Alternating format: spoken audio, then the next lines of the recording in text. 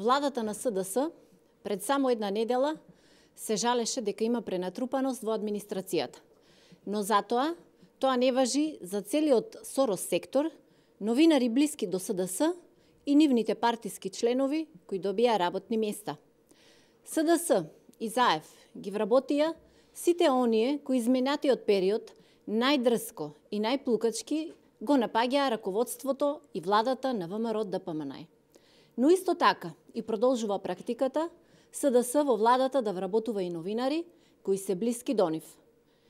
Новинарот Зоран Бојаровски е дел од новиот тим на министерот Роберт Поповски. Бојаровски беше дел од тимот на А1 телевизија и дел од тимот на МИМ кој е финансиран од Сорос. Предходно, на истиот принцип беше вработена и Катерина Цаневска-Арсовска во општина Центар од страна на Жерновски.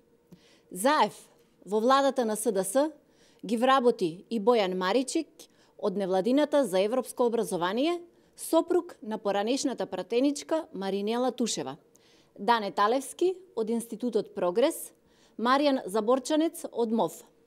Сите тројца се вработени како високи советници на новиот премиер ЗАЕВ. Ниту министерот Алагјозовски не го интересираше наводната пренатрупаност во администрацијата, па и тој вдоми неколку истакнати активисти на Сорос и СДС.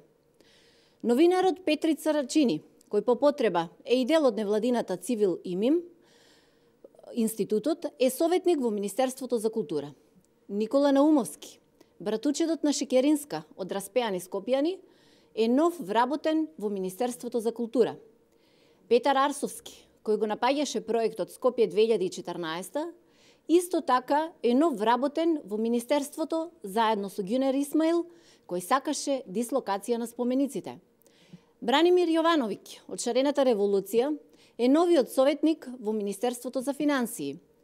Но она што уште полицемерно е новиот оглас за вработување на 13 посебни советници во владата на Република Македонија со плата во висина од 36.873 денари.